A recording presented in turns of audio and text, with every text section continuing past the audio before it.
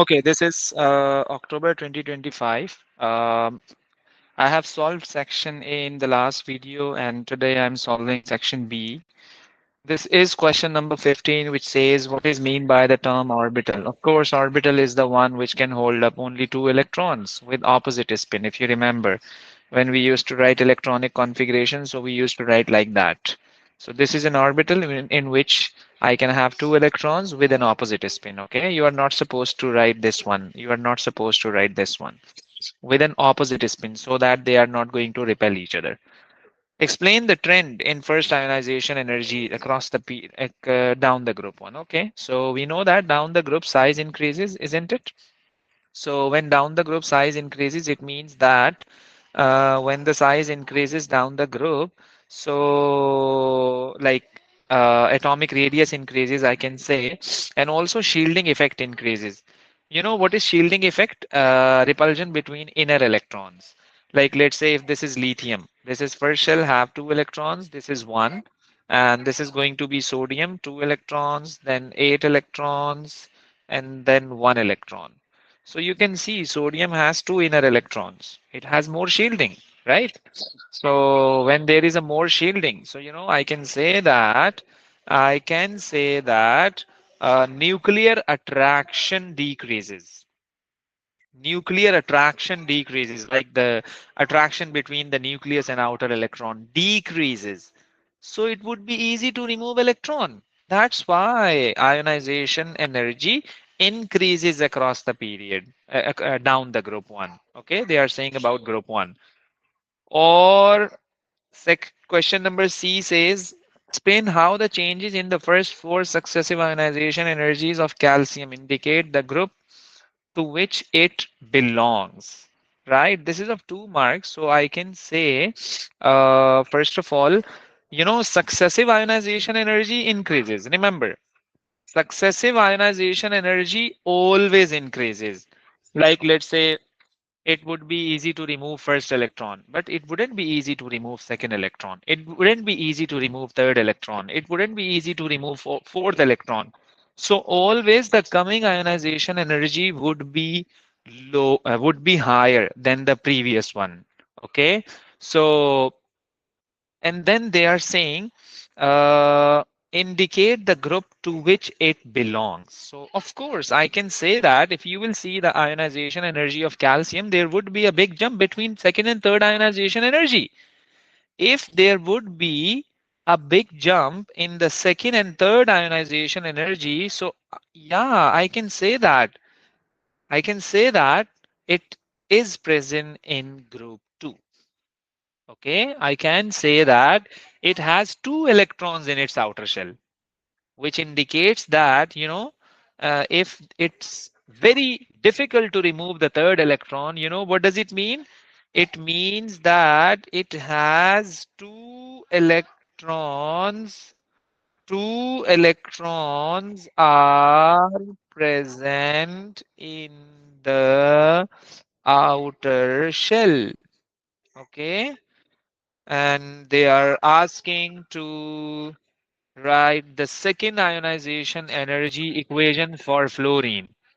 The second ionization energy for fluorine means that ionization means, removal of electron. And after removing electron, something got a positive charge. Like generally the species got a positive charge. So second means already it has lost its first electron, already it has a +1 charge. So when it would be removing its second electron, it would be having a +2 charge, and that's it. Okay, so they are saying state symbols are required, so I got gas and gas. It's mandatory. Before going to ionize, you need to atomize it. You need to atomize it, otherwise you won't be able to remove electron. Okay, that's the concept. And in E part, they are saying the first ionization energy of nitrogen is 1s2, 2s2, 2p3.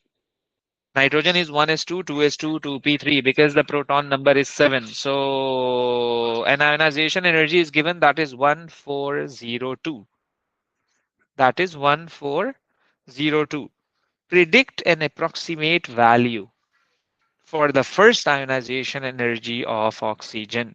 justify your answer. Okay, so oxygen is 8, so the configuration is going to be 1s2, 2s2, 2p4, or outer electron would be removed from 2p4, and which is partially filled, which is what? Which is partially filled.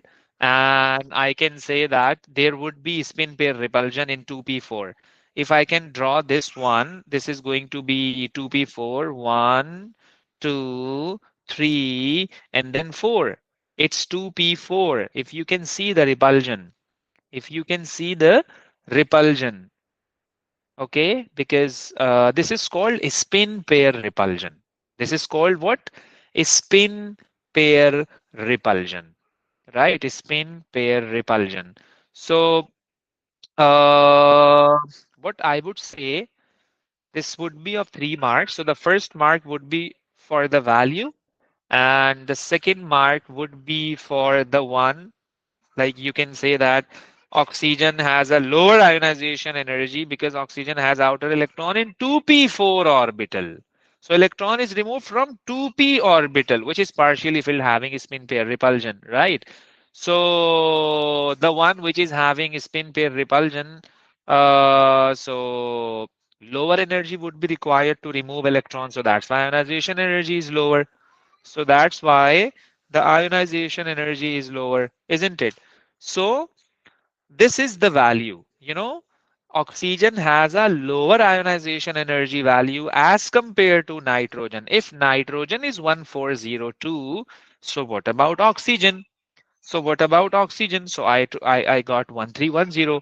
You can write 1300. It should be lower than that. It should be lower than, right?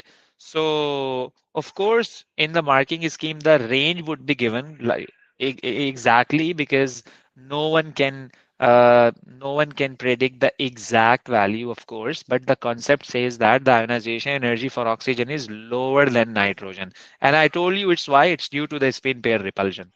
It's due to the spin pair repulsion. Okay. The first ionization energy of magnesium and aluminium are shown. Okay. Explain why the first ionization energy of aluminium is less than that of magnesium. You know why? Let me write down the configuration for the both elements. I know that magnesium is 12. It's going to be 1s2, then 2s2, then 2p6, then 3s2. Then for aluminium, I can say that 1s2, then 2s2, then 2p6, then 3s2, then 3p1. Right, 3p1. So for the 3p1, I can say that for the 3p1, I can say that, of course, if I'm going to remove electron from the outer shell of aluminium, so I have to remove electron from 3p1. I have to remove electron from 3p1. 3p1 is further away from the nucleus, further away from the nucleus, so less energy would be required, isn't it? If the orbital is further away from the nucleus, okay, so less energy would be required to remove electron. That's one of the reason that aluminium would be having the lower ionization energy, right? And also, this question is of 2 marks. So then let me write it down to get an idea. Um,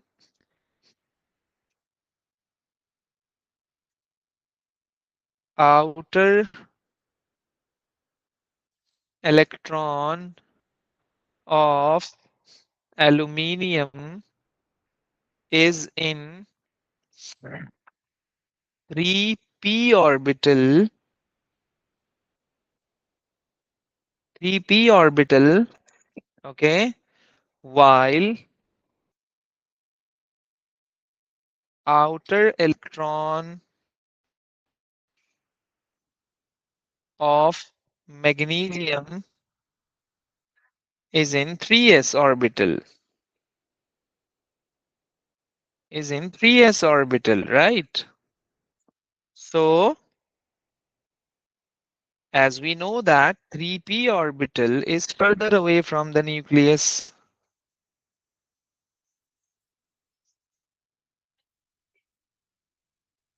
As we know that 3p orbital is further away from the nucleus.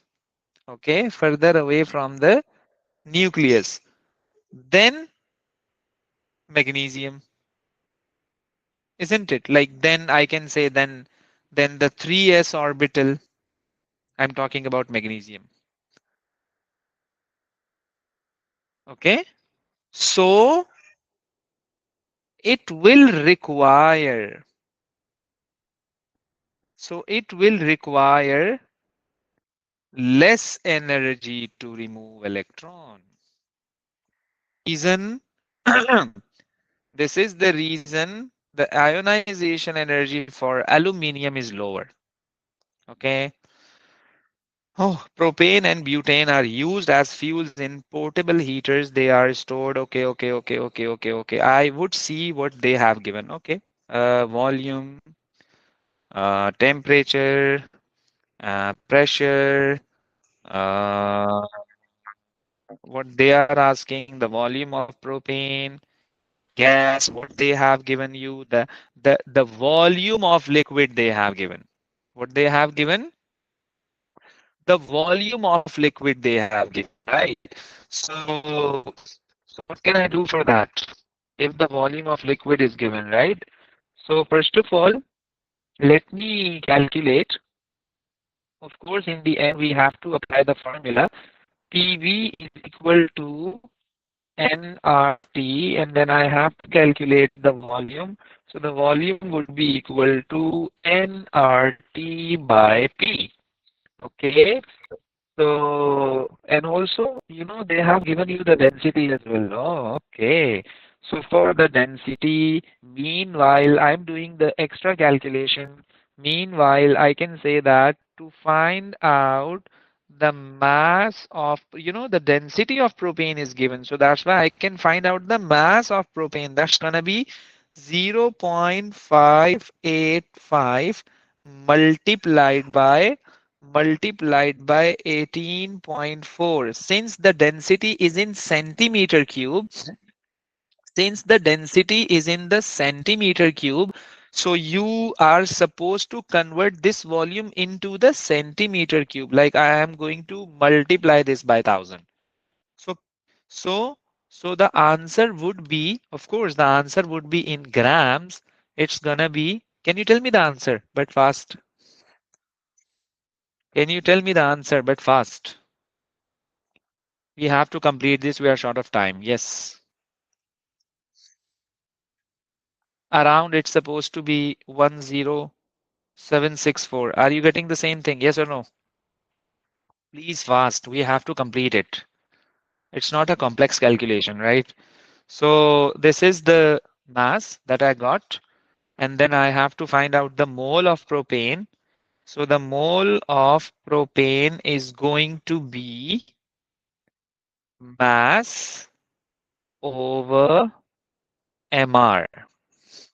MR of propane is this one, C3H8, 12 into 3 plus 8. 12 into 3 plus 8. That would be the MR of propane. Uh, it's going to be 44. So the mole would be equal to 244.64 mole. Okay. Now I got the mole. I'm going to put it in this equation. That's it. So 244.64 multiplied by R, that is 8.31 multiplied by the temperature, that is in degrees Celsius. I have to convert it into the Kelvin. It's going to be 298 Kelvin. And then I'm going to convert the pressure into the Pascal. I'm supposed to multiply this by 1,000. So it's going to be 101 times 10 to the power 3. So I would be getting the volume That is supposed to be 5.9982 meter cube. They have not mentioned the unit, so that's okay. Well, that's you're not supposed to convert the meter cube into the dm cube, or let's say in centimeter cube. No, because they have not mentioned. That's why. Okay. Gas cylinders are made of metal. I know that. Explain with reference to structure and bonding why these gas cylinders can withstand the high pressure. Metal means metallic bonding. Exactly. Metal means metallic bonding. And what is metallic bonding? Yeah, it's an electrostatic force of attraction between the cation and a sea of delocalized electrons. It's of 2 marks. You would be getting the 2 marks.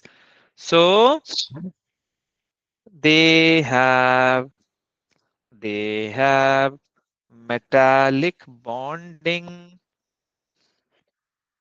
They have metallic bonding, okay, in which there is strong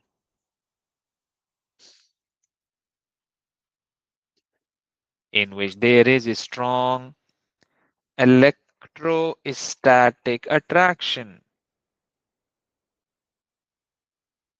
Electrostatic attraction between cation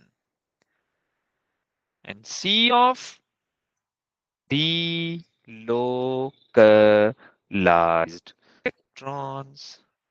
Okay, simple. Complete combustion of butane produces more carbon dioxide than the complete combustion of propane. Yeah, per mole of fuel. Write an equation. Okay. So propane is C3H8. It's going to react with O2. It's going to produce respective oxides. That is going to be carbon dioxide and water. State symbols are not required. State symbols are, but we have to balance it. 3 carbon, half of the water, 3, 2, 6, and 4, 10. So I'm supposed to write 5. It's your balanced equation. Determine the increase in volume in dm cube of carbon dioxide gas produced per mole of butane compared to per mole of propane on complete combustion. Use 24 dm cube per mole for the molar volume for carbon dioxide. You know, um, they are saying determine the increase in volume in decimeter cube of carbon dioxide gas produced per mole of butane. If you will be writing the combustion for butane, let me let me copy this. If you will be writing down the equation for the butane, so it's going to be C4H10. So it's gonna be 4 CO2 rather than 3 CO2. So only 1 mole. Only plus 1 mole, and 1 mole is equal to how much volume? 24 decimeter cube, isn't it? 1 mole is equal to 24 decimeter. That's what he was asking. Simple. State an environmental problem which arises from the use of propane and butane as fuels. Of course, they are hydrocarbons. So when they will be combusting, they will be producing carbon dioxide. So as a result of carbon dioxide, there would be global warming. There would be global warming because carbon dioxide is a greenhouse gas. And how I got carbon dioxide? Of course, as a result of combustion, isn't it? If you are if you are combusting propane, if you are combusting butane, if you are combusting pentane, in each and every case, you would be getting carbon dioxide, and carbon dioxide is a greenhouse gas. And due to this greenhouse gas, there would be a global warming. It's of only 1 mark. Incomplete combustion of propane produces carbon dioxide, right? Carbon monoxide, sorry, which is a serious health hazard. The UK's health and safety executive has imposed a maximum. Okay. A small workroom has a volume of 50.2 uh, meter cube. Calculate the maximum. Calculate what? Calculate the maximum number of carbon monoxide. Okay. Okay. Allowed in the work if person is present for 8 hours. Okay. They have given you the Avogadro's number. So what I'm supposed to do, um, I have to find out the maximum number of carbon monoxide molecules allowed in the work room. First of all, we have to find out the volume, isn't it? Because they have told you that a small workroom has a volume of this much. Okay. So let's try to find out the volume. Carbon monoxide. It's going to be uh, 50.2 meter cube, right? And 50.2 meter cube, or they have told you the ppm. They have told you the ppm. ppm means 10 to the power minus 6. So the answer is going to be 1.004 exponent minus 3 meter cube. That's the volume that you got. Okay, that's the volume that you got. Or I can say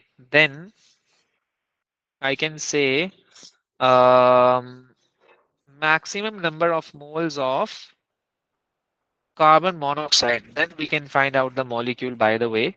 So how can I find out the mole? Mole of carbon monoxide is equal to, this is the volume. This is the volume. So convert this into the decimeter cube. It's going to be 1.004 decimeter cube. Okay. I'm going to multiply this, by the way. 1.004 divided by molar volume, that is 24. I got the mole of CO, that is 4.1833 times 10 to the power minus 2 mole. I have to find out the molecule. So the number of molecule is equal to mole multiplied by Avogadro's number. I got the mole, that was 4.1833 times 10 to the power minus 2, and then into 6.02 times 10 to the power 23. Yeah. So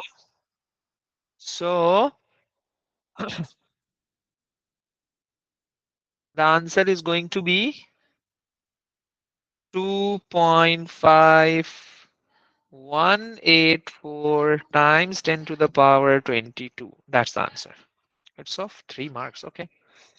Suggest 2 steps a person could take to reduce the risk associated with the hazardous carbon monoxide while working in this room. Okay. Carbon monoxide would combine with your blood.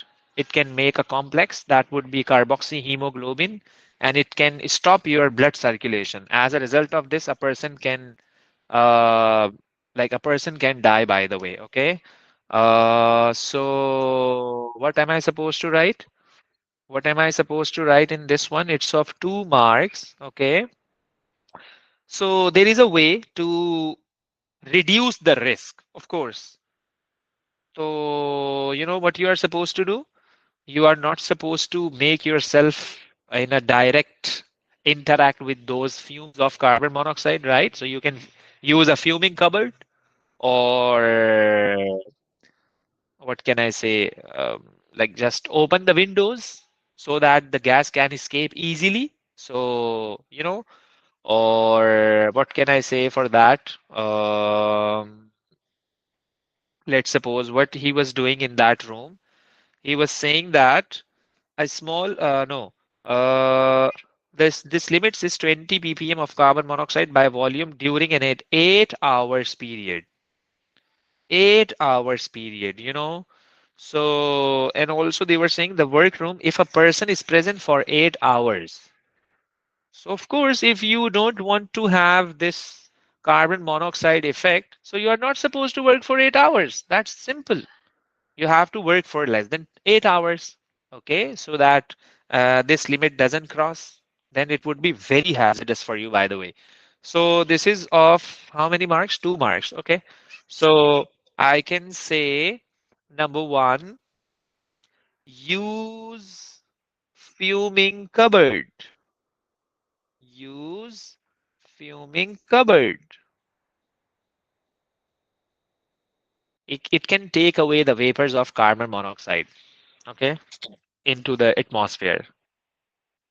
And then uh, and avoid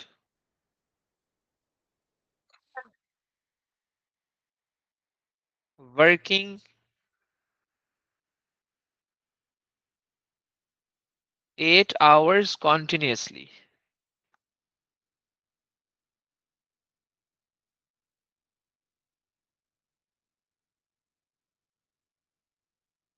Okay. This question is about organic compound with the molecular formula C5H10. Okay, state why pentone and pentene are structural isomers. Okay, why they are structural isomers. So, first of all, uh, structural isomers means that they have the same molecular formula but different structural formula. So, uh, same molecular formula, same molecular formula, that is C5H10, but different structural formula, right? Why pentene has geometric isomer? Pentene means that pent-2-ene, 1, 2, 3, 3, 4, 5. Pent-2-ene means this one. You can see it has a double bond and different groups attached to the same double bonded carbon. Yes. So you know what I would say for this one? Two different, two different groups on each carbon of the double bond. Okay, so this is going to be the first point. It's of 2 marks, by the way. So pent two in has two different different groups on each double bonded carbon,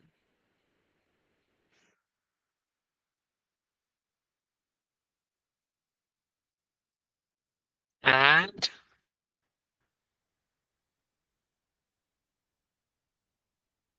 pentene has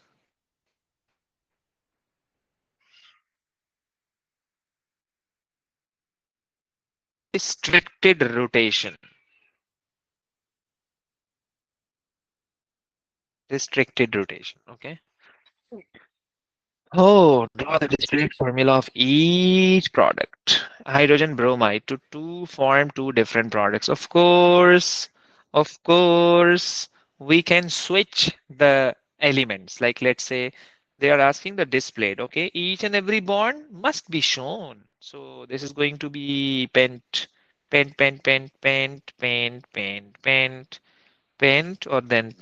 then pent. So the double bond was on the double bonded carbon, right? It was pent-2-ene. Let's say I'm supposed to write H, then Br over there. And then what can I do for the next one? I'm just going to copy this, and only I'm supposed to switch these two elements. And that's it. It's a very easy concept, right? Okay. So, okay. Oh, sorry. I skipped B. Okay. B spent one in the catalyst for this conversation. Alkene to alkane. Alkene to alkane. Alkene to alkane is nickel, right? Alkene to alkane is nickel, by the way. So they are saying both pent-1-ene and pent-2-ene react with steam. React with steam. Okay. In the presence of an acid catalyst to produce alcohol. Yeah, this is hydration reaction. Explain by referring to the addition of steam, how both alkenes can produce the same alcohol but can also produce different alcohols. And do you include names and structures for all these three alcohols? Okay, so both pent 1 in and pent 2 in. By the way, pent 1 in is this one. Let me tell you, this is pent 1 in. Same, the double bond is on the second carbon.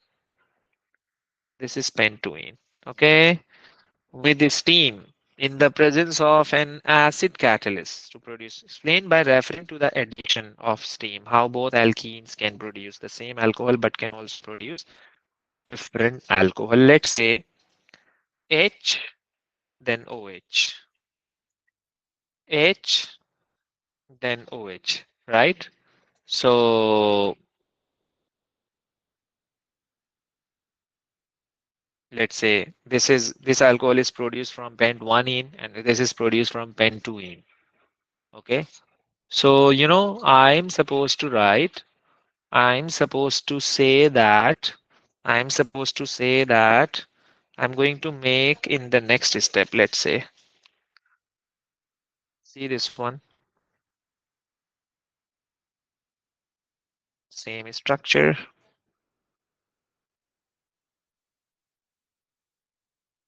Water is added. HNOH is added. All the way around. I can also draw,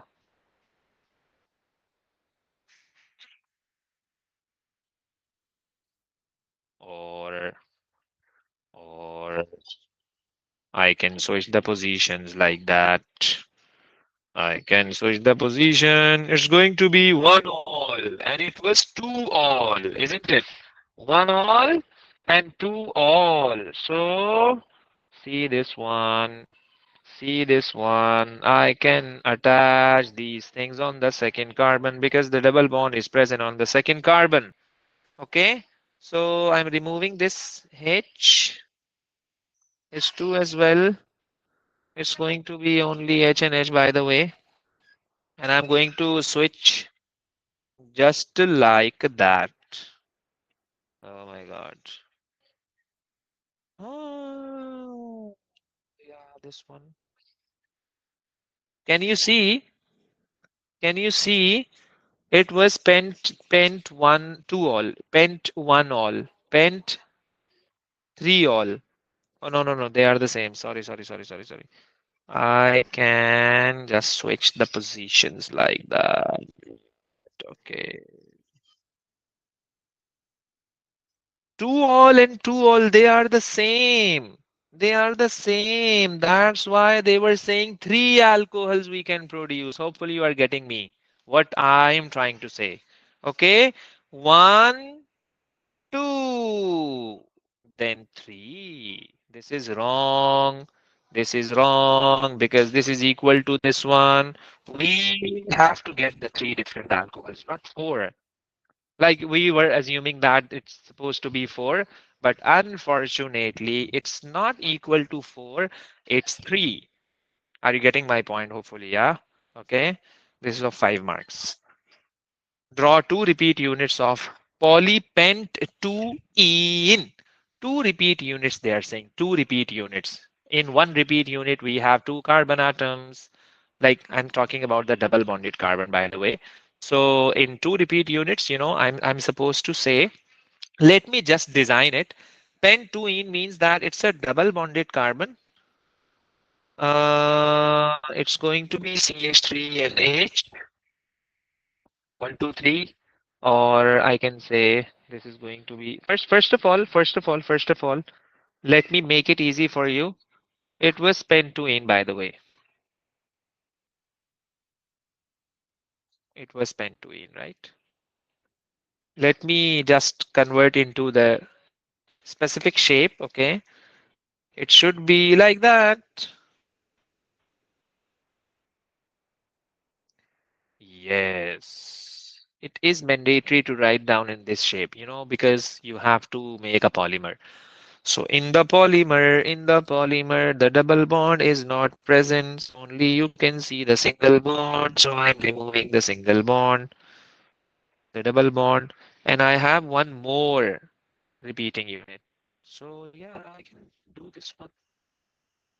This is the new bond between the two monomers, by the way. And these are the continuous bonds. Okay. This is very easy to write polymer. I think this is the same thing that you did in your IGCSE as well. Okay. There are three branched alkenes with the molecular formula C5H10. The skeletal formula of the two of these isomers are shown. Draw the skeletal formula of the third of the other branched alkene. Oh, okay. Branched alkene. We have to make the third isomer. So what it is supposed to be? We have to draw the third isomer. Mm, they put the double bond over there. They put the double bond. Oh, they didn't put the double bond over there. Ah, I can use it. I can use it. Yeah. So how I can use it? So I can see that it's going to be double bond. Simple, simple, simple. Okay. Describe the result when bromine is added to cyclopentane in the dark. Cyclopentane in the dark. No change. You know why no change? Because it's a pentane. Pentane is an alkane. Alkane doesn't react addition. Alkane doesn't give you addition reaction. Only alkene can give you, right? It's draw the structure of three of the other cycloalkane. Okay. C5H10. Do not draw cyclopentane. Okay. Other than cyclopentane. Very clever. Other than cyclo. Okay, I can draw cyclobutane. I can draw cyclobutane, by the way. And also I can draw a triangle, cyclopropane, or five carbon, right? So this is going to be five carbon, right? It's three, it's going to be five. Yeah. Okay. We have to make a design by the way. So it would be an isomer. Keep in mind that do not exceed the molecular formula, what the formula is. And this is the only way to write down, okay? Oh, you have only two shapes, triangle or the square, because they have mentioned that you are not supposed to write pentane. So what can I do for that? I can't change it. I can't change it, isn't it? I can't change it. I can only change this one. Let's say, isn't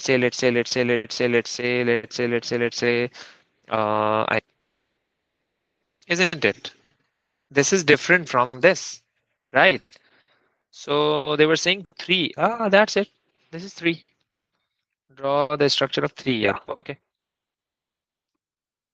This question is about the salts, ammonium sulfate and copper sulfate. Ammonium sulfate has a formula. This one, explain using electron pair repulsion theory how the ammonia molecule and the ammonium ion have different bond angles. Oh my God, this is very easy.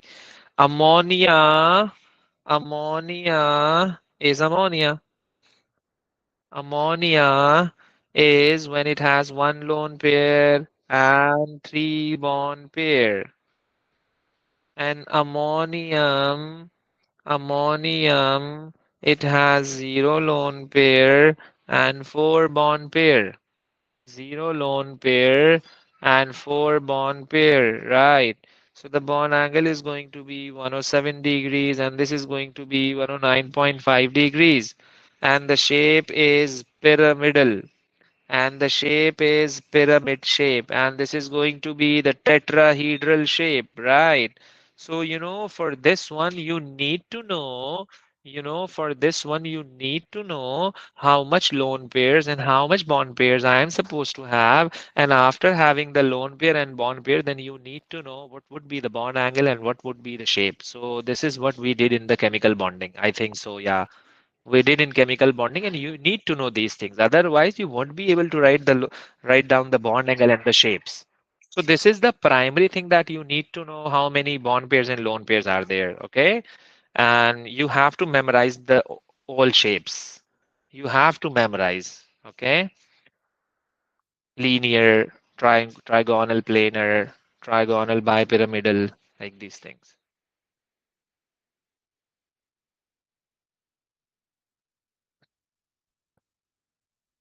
Copper sulfate is an ionic compound. Describe an experiment which would demonstrate the movement of the copper 2 ions in an aqueous solution of this salt. In an aqueous solution of this salt. Okay. So movement of copper 2 ions. It's an ionic compound, by the way, isn't it? It's an ionic compound, right? So if this is an ionic compound, so I can say that the copper would be losing movement of copper in an aqueous solution of this salt. Okay, this is of 3 marks. So I would say that movement of the copper 2 ions. Yeah. So you can use electrolysis. You can use electrolysis. So the compound would be breaking down. So the compound would be breaking down into the 2 ions. Okay. So the copper 2 ions would move to the cathode because cathode is negative and copper 2 plus is positive ion, right? Okay. So I can say it's of 3 marks. Okay. Mm. Use electrolysis. And of hopefully, what are the things that we need to have for the electrolysis or copper sulfate or copper sulfate. Okay. Uh, then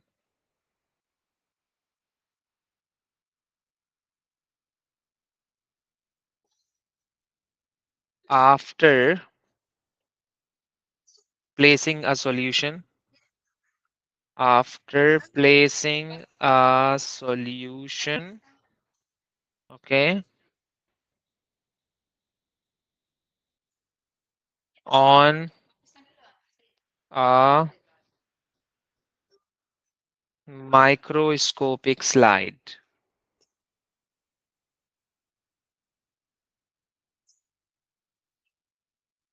you know, you will see that there will be migration. You will see that there will be migration of copper 2 ions. That is blue, of course, to the negative electrode. Okay, this is easy. Okay, complete the dot and cross diagram. For this one, we need to know the outer electron, by the way, right? We need to know the outer electron, okay? So sulfur is having 6 electrons. Sulfur is in group 6 and oxygen is in the group number is same. Sulfur and oxygen both are present in the same group number and they are saying that it has a -2 charge. Let me first write down the electrons of oxygen. Okay, cross for oxygen, sorry, cross for oxygen. Okay, cross for oxygen.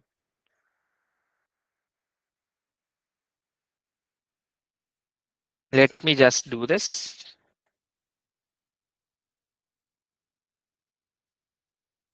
Right, okay.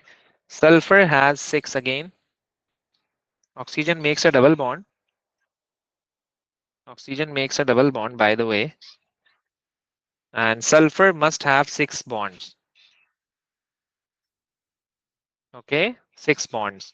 So it has made a double bond with these 2 oxygens and it has made a single bond with the other 2 oxygens. That's the concept, by the way. That's the concept. Okay, and it has a -2 charge. It has a -2 charge. So what I would do, one oxygen is over there, oxygen is over there. They are saying to write down the triangle. Oh my god, okay. Good shot. This due to these 2 electrons, it has a -2 charge. Okay. It's very simple. It's very simple. Okay. Hopefully you understood this, what I'm trying to say.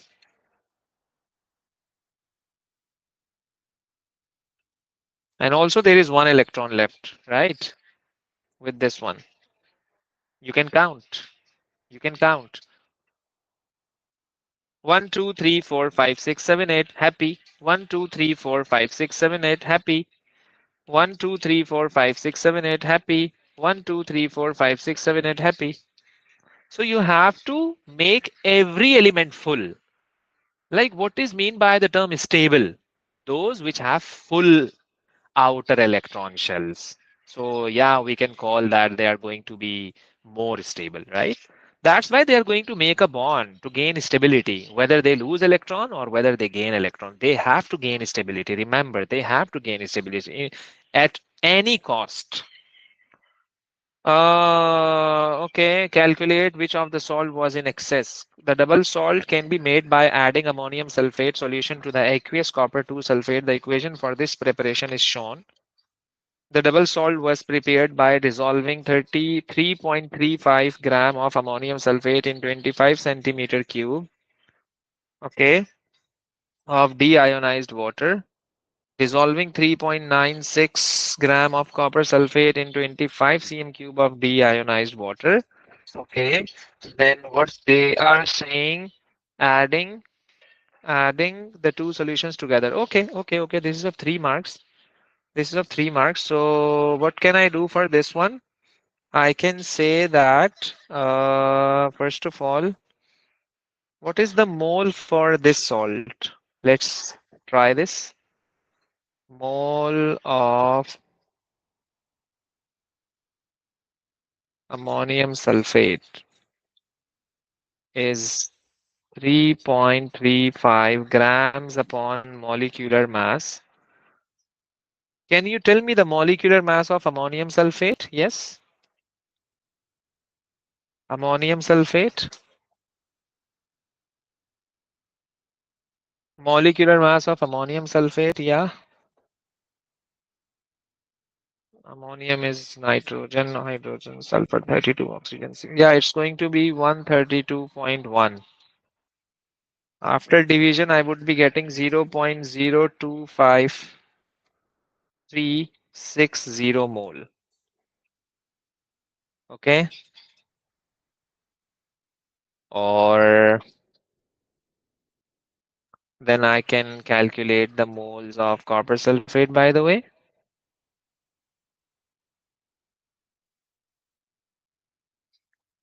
3.96 upon molecular mass. Yeah, I remember it's 159.5.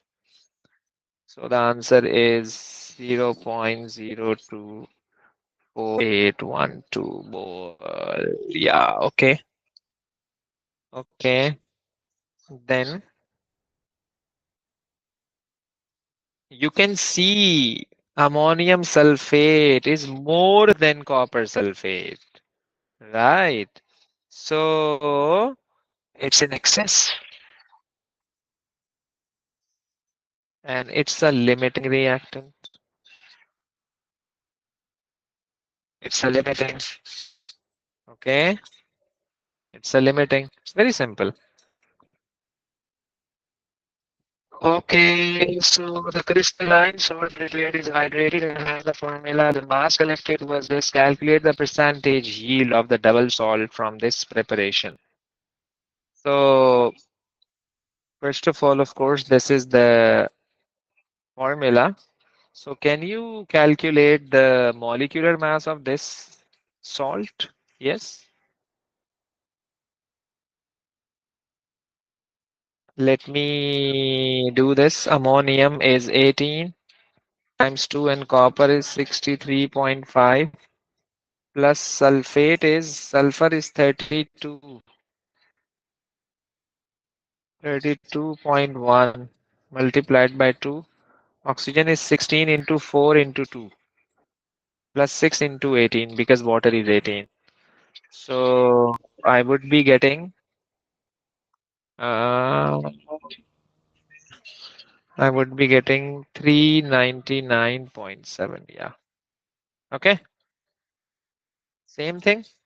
Yep. Now, okay, I'm supposed to calculate the mole because I got the MR, mole of this salt, right? So it's going to be 9.52 because this is the mass they have given and this is the MR that I got. So the moles are 0.023818 mole, right?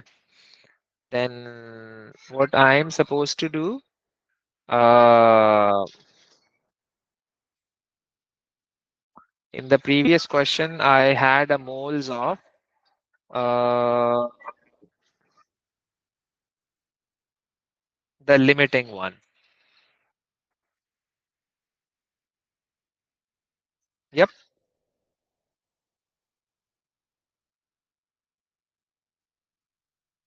So I'm going to copy this 0.024812.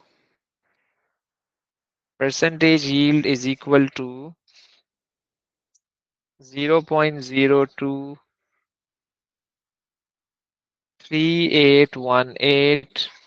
divided by 0.024812 into 100. So the percentage yield is 96%. The percentage yield is 96%. Because you know what is the percentage yield? Actual upon theoretical multiplied by 100. I got the moles. You can also convert this into the mass and then you can find out the percentage yield. No issue. It's very easy. Okay. So for the yield, we know the two masses. Always remember, for the yield, we know the two masses. We need to know the two masses for the percentage yield. Hopefully you remember it, but I'm going to remind it. For the yield, you need the two masses so that you can use the formula actual upon theoretical multiplied by 100. And that's it. Right? Okay.